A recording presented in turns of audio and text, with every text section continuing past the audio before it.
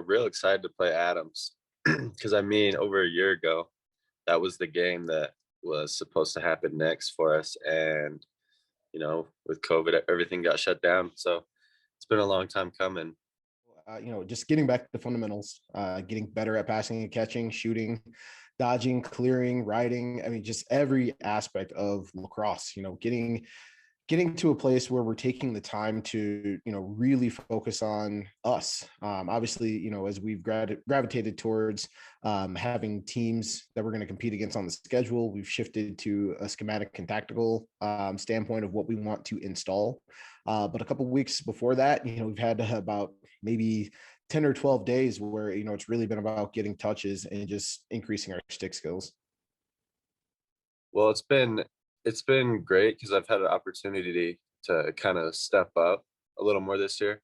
Being a young program, there's those opportunities for those underclassmen even, but upperclassmen like myself that, you know, have a good position to step in and take a big leadership role. I've just been trying to own that. Well, both those guys are talented. I'm good friends with both of them. So it's fun working with them. And, it's always fun scoring goals.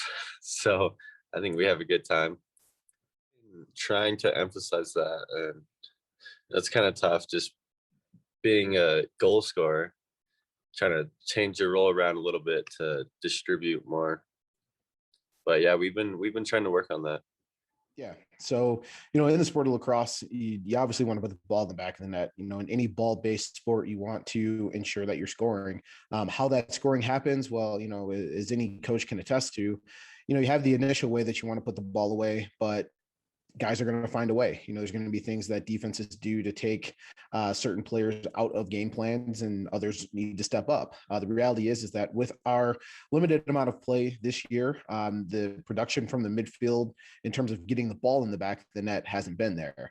Conversely, our midfield has been running motions correctly and has been getting shots off. They just haven't been falling. So for us, it's, continuing to be positive with our midfield, continuing to, tell those guys, hey, we want you to keep shooting, want you to keep running the motions correctly, and your shots are going to fall. So it's being patient and being diligent and continuing to go through and do what we've taught them. In terms of the attack and how they've been playing, they've been lights out so far.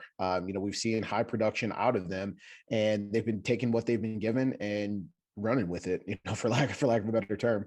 Reality is that, we're happy with the way that they've been putting the ball away, but at the same time, we know that we can be a lot more balanced. And the expectation, especially coming up against some of these higher caliber teams, is that we are more balanced offensively. So, defensively, we've got two veteran goaltenders that have been here for a while, in Garrett and Ethan. And, it's kind of like having 1A, 1B, depending on what the day is and depending on whether it's the afternoon, morning, or evening. Those guys are pushing each other in the cage and they're playing very well. Another player that we have emerging is Darius Miller. Being a sophomore here, having, the limited schedule impacted by COVID last year. So it's been a three-headed monster in our practices, with all three of them playing at a really high level. It's making our job as coaches difficult. And, that's the way you want it. It would be easy if there was a clear guy who emerged and, took the throne. But the reality is that they're battling every single day. And we want that high competition level. Speaking of the defense, that even despite having a young team, that's where we have more of a veteran presence. Having seniors like Tavian Watson and Michael DeMeo, Tavian being a fifth-year guy and Mikey being a true senior, the reality is that those guys are battle-tested. They've been there. They've experienced gameplay in the RMAC. They've experienced gameplay outside of the RMAC. And they're able to operate with a high level of autonomy from me. They're guys that I trust to go in and get the job done and to command our defense. So being able to sprinkle in guys, whether it's, guys that have played here for a couple of years in Brant Anderson, guys that have had, a little bit more of a short time period here in Corey Healy, or, fluctuating guys down like Kyle Sanchez going from LSM to close D, and then freshmen and new guys we have coming in Ethan Estes and Andrew Barrera. There's just a lot of things that we can do, and a lot of pieces that we can put in different places defensively, which, kind of allows me to be a little bit of a puppet master. So finding out where our guys' strengths are, in comparison to the other team's strengths and trying to mitigate that. We're blessed with the opportunity to have some depth back there on the back line and plug guys in where we want them. So, overall, we've been pretty happy with the work rate that we've seen out of our defenders. Not only the guys who play long stick defense, but also our short stick defenders. Turner Dirk's been fantastic. Tyler Gardner's been solid, as well as Cam down there. So it's just, I feel like I'm name dropping a lot. It's been a lot of fun over these past couple of weeks, and we're excited to just throw the pads on and play someone else. We've definitely watched some film on them and got a pretty thorough scout on them, knowing them so well. I mean, they're kind of our rivals.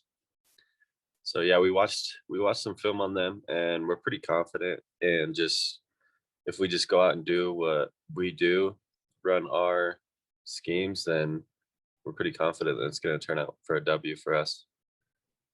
Game plan for Saturday is to play an attacking style of lacrosse. We want to get after them. Reality is that there's some things that we've seen on tape that we feel very strongly about exploiting, and our plan is to do just that. There's some matchups that we feel like we're going to win and exploit, and we just want to get after it without giving up too much.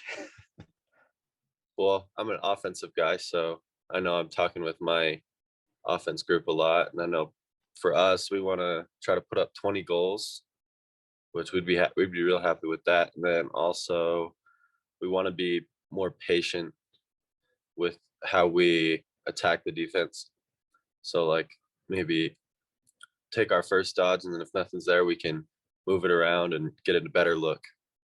Yeah. So possessing the ball offensively, and being poised when we do wind up in situations where we turn the ball over, and then having a high work rate to get the ball back.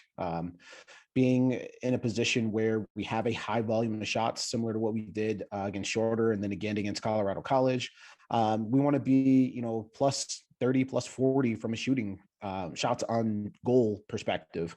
We want to make sure that we're applying pressure with our offense and with our defense. We just want to get out there and get after them.